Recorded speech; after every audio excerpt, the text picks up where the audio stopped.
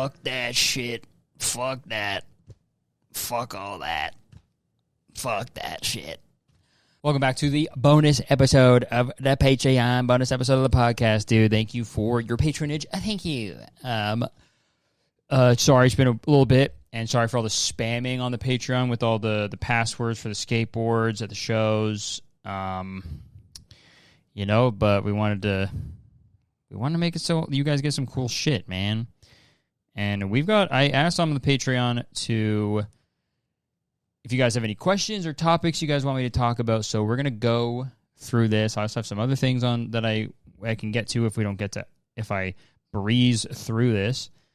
But yes, let's fucking get into it, guys. Thank you so much for tuning in. Okay, this person asks, would you ever stream Minecraft again? I revisit your Minecraft videos all the time. They're so funny. You know what? Yes. Yes, I would. I do miss it a lot, and it's just too much for me right now with YouTube, the podcast, touring, gearing up for the special recording. It's just going to be like a lot these next few months, so I can't. But once December is done, the new year, sometime the new year I'll probably stream regularly again because I do miss it. It was a lot of fun. Yeah, maybe I'll do it. Maybe I'll try to beat. I'll do another hardcore series. I'll try to beat it this time because I didn't last time. And that was just the worst. So, I'll do that again. Yes. Grace asked, "Do you think the groundhogs who predict winter or spring are full of shit, or are they for real?" I think they're for real. I think there's a lot of things in nature that we don't understand. Yeah, there's a thing there, and I think groundhogs, they know shit. They know shit that we don't. Sometimes you just got a good feeling, and I believe them. Because what did he say this year? It was going to be like more weeks of spring or whatever. I don't even know. I don't even pay attention to them. I believe in them wholeheartedly. I don't remember what they say. I don't think they say anything. But hi, I'd like to hear your thoughts on the Rapture. Okay, and maybe the Donald Trump Tylenol causes autism thing. Okay, well, I talked about the Rapture on the main episode. But what's this Donald Trump Tylenol autism thing? I had this joke I used to tell. It was this is how it went. Back when I was doing one-liners all the time, this is a joke I wrote. I'll try to remember it. Guys, the other week I had this crazy headache, and I had to renovate an entire bathroom with that headache. Tylenol.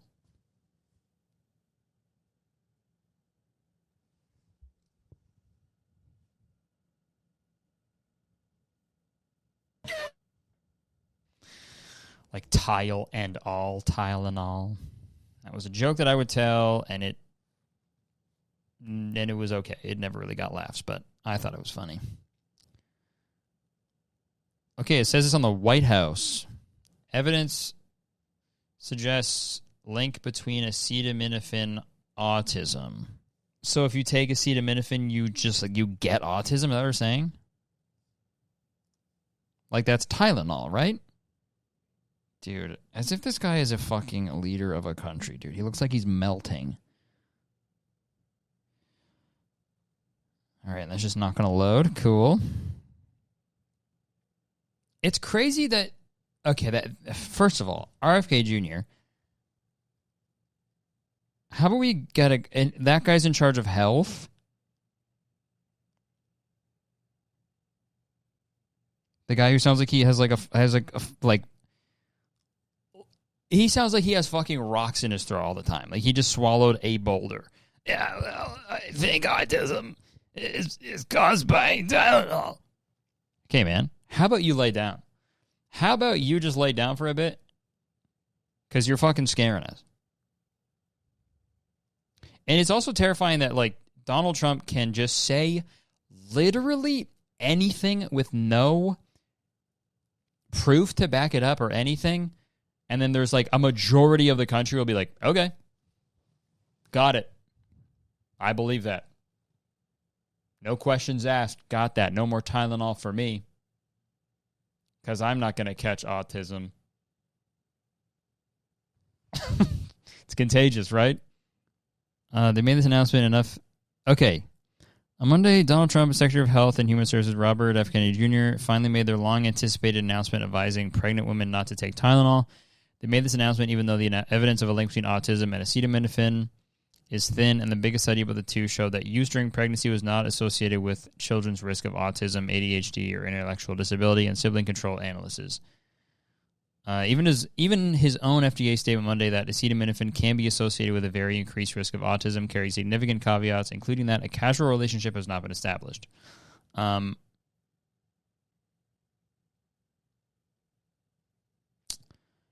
He said autism doesn't exist in Cuba. What the fuck? It has at least 9 autism schools, and one study showed that Cuban teachers know as much about autism as their peers in other countries. Holy fuck. And he repeated the debunked claim that vaccines lead to autism. Dude, this shit pisses me off, man. When there's like, it's just like people don't understand how like just like learning shit, like learning new information works and just like adapting to it, you know what I mean? Because I always see a thing where it's like, well, you never see like Amish people with autism, and it's like, yeah, dude, you think Amish people are fucking testing for autism? If there's an autistic Amish guy who's like a little different, they're just like, ah, well, he's just a little different. Yeah, he just doesn't talk. That's Silent Sam. You know, they would just like say, like they don't know how to like. It's like the thing where it's like when being left-handed was like accepted as a society, right? Then we saw more left-handed people, right? Same as like gay marriage. When gay marriage, you know, when being gay was, you know, more accepted, you see more gay people, right? It's just like, yeah, no shit. And it's like, that's the other thing too, is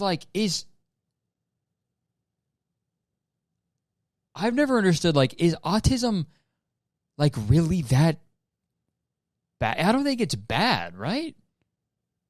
I'm so confused by like the fucking like mostly conservative people that are just like this war on autism. They're like, these vaccines cause autism, all this causes autism, it's the worst thing ever. And it's like, actually, it's actually not. You know? Maybe if it caused kids to be born with like fucking no eyes or no mouth or no legs or arms or shit, like some shit like that, like, yeah, sure, maybe that'd be more, but it's autism, man. I have autistic family members, they're fucking awesome, right? Like, what's the issue, right? Sure, like, obviously, it can be more difficult for them to go through life just because society, like, just social norms, and sometimes it's a little more difficult to pick up on and stuff, but let's like, they still have a great life, you know?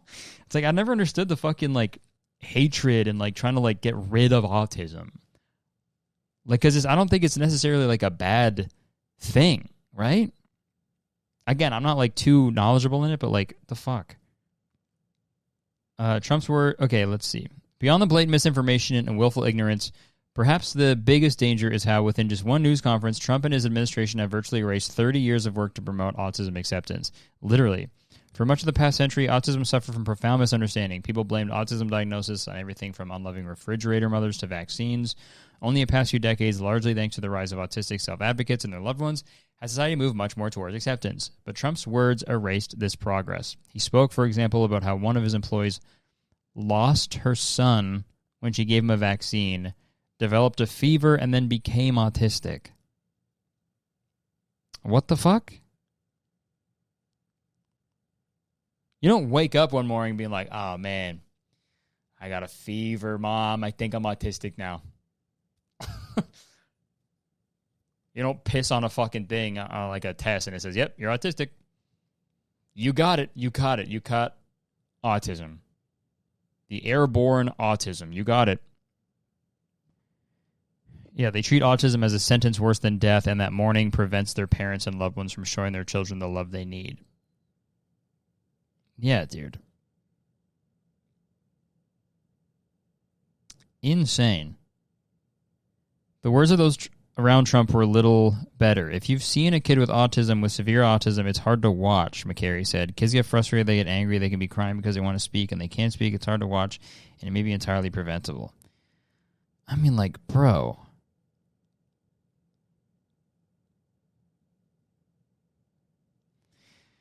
God. I'll say it. Donald Trump sucks, man. He fucking sucks. Obviously, I mean, yeah, next time I have a headache and I take Tylenol, I guess, they said that if the moms take Tylenol because they're in pain, because they have a headache, because they're fucking pregnant, then I think they just want women to suffer as much as they can. Like, actually, epidurals cause super autism. So, you can't have those either. They just want women to suffer as much as humanly possible, dude. Okay, we'll move on. Macy, looking forward to seeing your show in Seattle. Question, did your early 20s feel really hard? While I know I'm taking the right steps to grow, this time of life just comes with so much confusion and surfacing of trauma. It's hard to be patient with. Any insight as someone who's past that part of life? No, it was actually really easy for me. Sorry. Next question. No, I'm kidding, obviously. That'd be crazy. But no, being in your early 20s is a very weird time. It's hard for everybody, obviously, because you're at a weird place where you're like, okay, well, I'm an adult now. I got to figure out what I want to do for the rest of my life, but I still kind of feel like a kid. And I will let you know, truthfully, that feeling never goes away. I am 31, and I still am like, fuck, what am I doing? What am I doing? You know what I mean? Because there's obviously different levels of success and progression in your life, right? Like, you could be successful in your business and your work, but you could also be a fucking dumbass in real life, you know? And that's a constant battle you got to figure out. Confusion and surfacing of trauma. I mean, yeah. It's going to be super confusing, but I think my advice for anyone in their early 20s who are feeling a little lost or scared, I think just, I think really just take a good hard look at yourself and your future and like really like the old like flip a coin thing. Like flip a coin, I do this for the rest of my life. And then if it lands on heads, I do this for the rest of my life. If it lands on tails, I do this for the rest of my life. And you flip it, and like you'll know before it even comes down. Like you'll know if like, oh, I hope it gets heads, because that's what you really want, right? That's like that's the thing. And I think you just kind of have to do that. Be like gut reaction. What do you want to do? Who do you want to be? And just fucking just try to do your best. To take those steps to become the person you want to be, I guess, right? This says, discuss your ideas for the perfect video game. Ooh. The perfect video game would be... It would be a game like Grand Theft Auto, but you could pick any superpower that you could want ever, any superpower, and then but the map of the game is the whole world, and you can like enter any building and do whatever you want. That'd be pretty cool.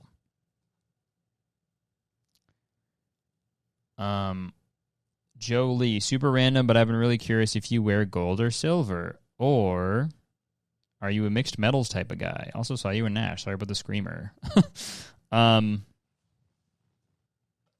I usually, if I do wear stuff, I'm usually wearing gold. I like the way it looks better, and also it's my wedding band is gold, so if I wear other stuff, I just don't like the way it looks.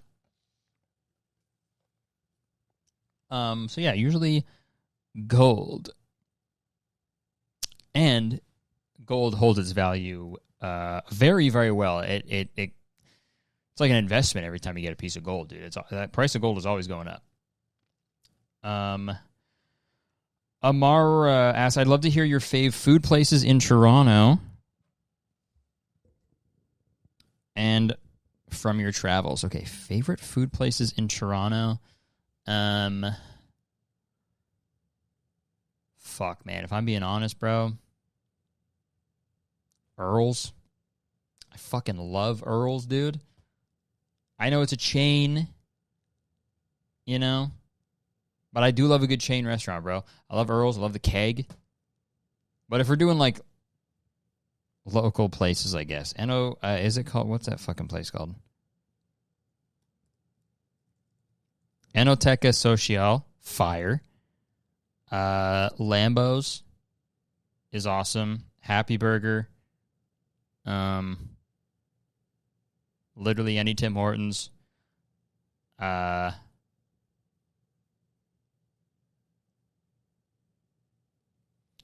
to think of any other.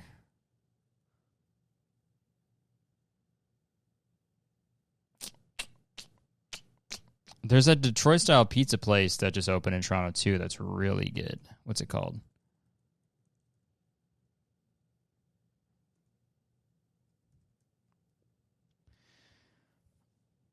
Oh, I forget, dude.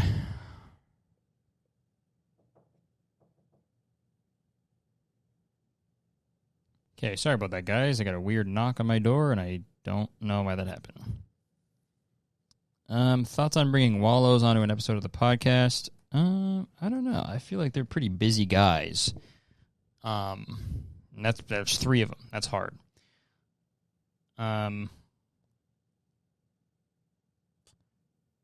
Your favorite music videos? If you could direct a music video, what would you do and to what song? Ooh, okay. My favorite music video of all time is Jesus of Suburbia by Green Day.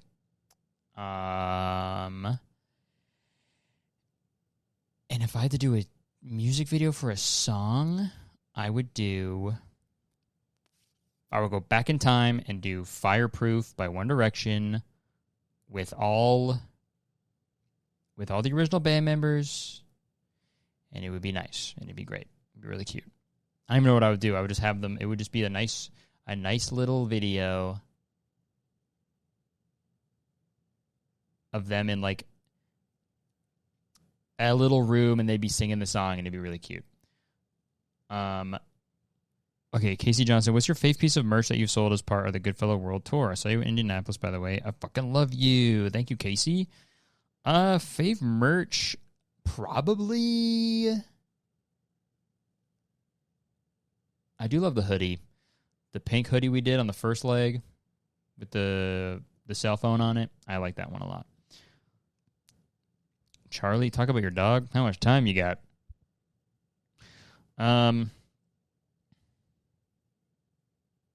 to see you do the advice segment with Jacob. Yeah, I should get Jacob back on the pod. It's been a while. When's the last time we did a podcast with Jacob? Very, really good, Jacob. When was the last time? Oh, yeah. The no-fly list speed run. That one. Episode 235. That was a long one ago. Damn.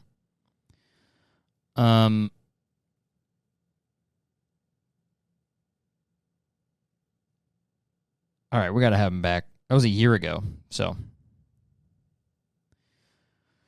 All right, fine. I'll get him back on at some point. Okay,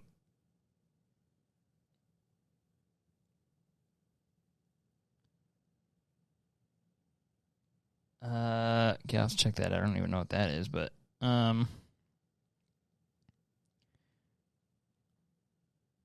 Okay, the Screaming Girl at your show. I already talked about that. Five Nights at Freddy's. I never played that. I don't even know what it is. I feel bad. What even type of game is it? Horror franchise, point-and-click survival horror video game. Yeah, I've never played this. Should I play that? Maybe I'll play that on Twitch when I start playing again, dude. I've never played it.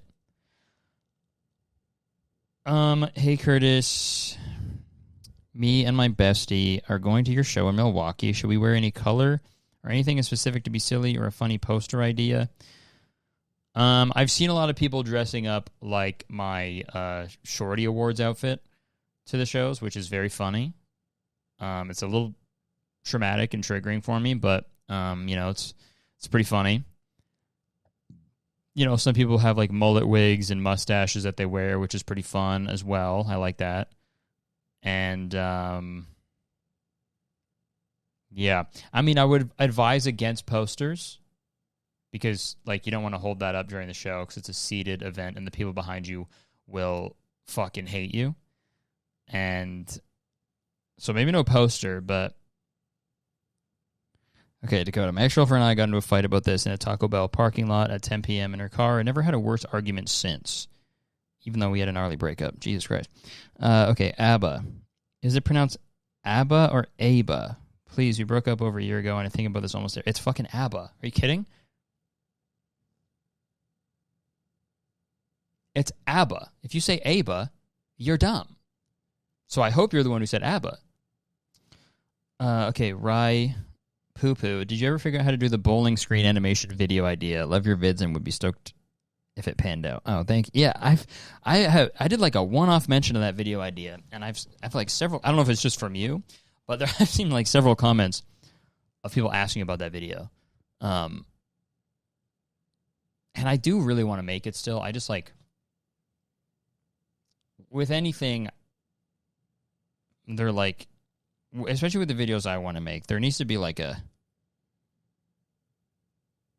story, like an actual like beginning, middle, and end with like characters and stuff that happens. I try to, especially with a video like that. With a commentary video, it's like, here's that. It's kind of structured more like an essay, but with a video where it's more like that, like an actual video essay and like a deep dive, I'd actually want. So that would just come with the research, I think.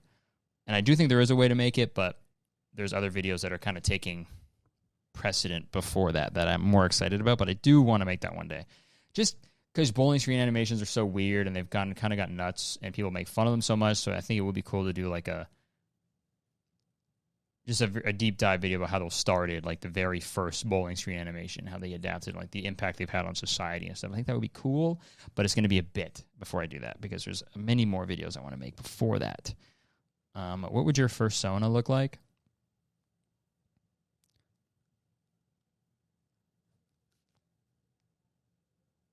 My fursona would look like Five Nights at Freddy's bear. Okay? Because that's what's in front of me on my Google page, and I don't want to think about that. What would my fursona look like? I do remember being being a kid and like I'm playing the Sly Cooper games and being like, fuck, I wish I looked exactly like Sly Cooper. I wish I was a really cool raccoon who stole stuff. So maybe I'd look like my fursona would be Sly Cooper. Some horror books you really like. I've actually never read a horror book. And I really should. So I can't recommend you one. Oh, man, I don't want to talk about that.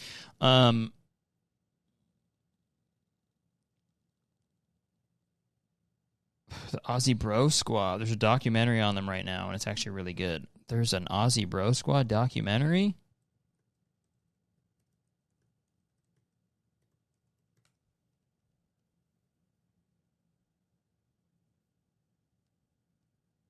I don't see it anywhere. The only thing that pops up is my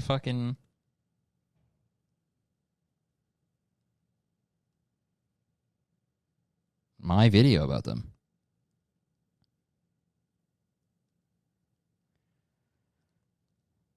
Make and review the Water Talk Labubu water. Oh yeah, people were fucking tagging me in that, dude. I should watch that. Let's watch the Labubu water. I was tagged in it a bunch. Or I thought I was. Did she delete it? Today I'm going to be making my water of the day. We are going to be doing something different, so I am going to be starting a new series where we do Labubu water, and we're doing loyalty. So I'll have a little picture of it on the thing in the video. So the colors are yellow and pink are the two colors you need.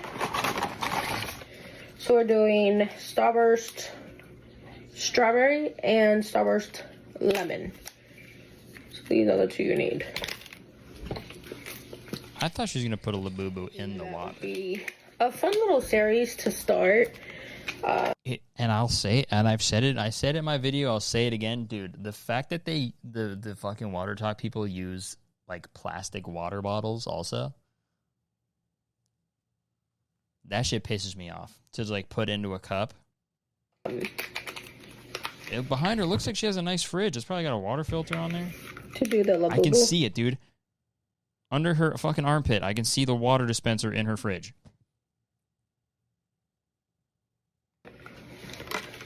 So wasteful, bro. Okay, so she's fucking shaking up the bottles. Cool, cool, cool. Nice. See a little bit of that pink and then the yellow. Give you a fucking cavity like crazy, dude. And then let's do a little taste test.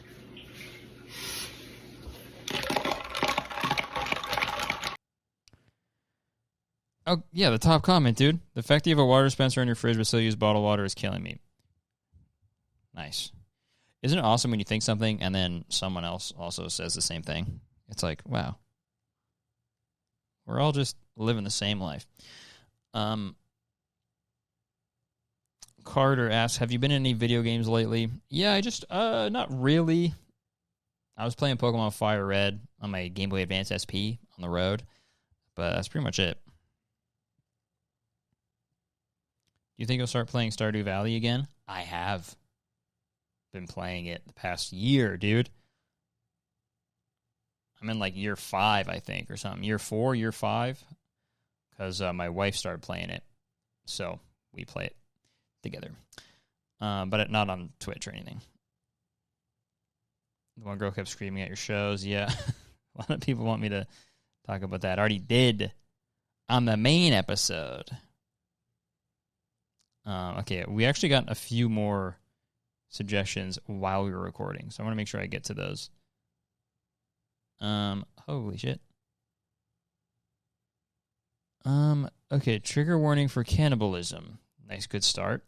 You've heard of Eat the Rich, but how much of the billionaire do you have to eat in order for them to be considered eaten? Can you take a bite, a leg? Do you have to die? What if you bite them to death but they don't die? Is that still considered eating the rich? Conversely, for $1 billion, would you allow someone to eat you? You can choose exactly how much and what part. Then in this scenario, are you also ready to eat as a billionaire or no, because you don't become a billionaire until after? Okay. Holy shit. I think to be considered eaten, yeah. I think you'd have to be the whole thing, right? Like if you get your finger bitten off by like a shark, you're not going to be like, yeah, I was eaten by a shark. You know, you were bitten by a shark. You weren't eaten, though. Part of you was, but you weren't, right? So maybe just their head, because that's where the brain is, and that's what you are. You know, that's how you perceive the world, is like through your brain signals. So maybe the head, just the head. So if you just eat the head. But I don't know. Also, what was the last question? Conversely, for $1 billion, would you allow someone to eat you? You can choose exactly how much and what part. Then in this scenario, are you also already eaten as a billionaire or no, because you don't become a billionaire until after? I don't know what that means. But for $1 billion, I mean, sure. I would let someone, I don't know, they could eat my I don't know. Why not, like my left pinky? I don't really use it for that much. For $1 billion, dude? I get a fucking robot pinky after that, dude. I also have like a $900 million left. Ooh. Okay, Bree. My best friend and I have had an ongoing argument about clouds. We emailed Bill Nye like 2 years ago, but he never responded. She claims that clouds weigh millions of pounds because that's what Google says, but I say there is no way clouds have any weight at all. What do you think? Are clouds millions of pounds or are they weightless? Hold on. What the fuck? How much do clouds weigh? A typical cumulus cloud can weigh approximately 1.1 million pounds? Is this fucking real? This surprisingly heavy weight comes from the collective mass of water droplets and ice crystals. Despite being spread over a large volume of air, the cloud's overall density is low compared to the surrounding air, which is why it can float.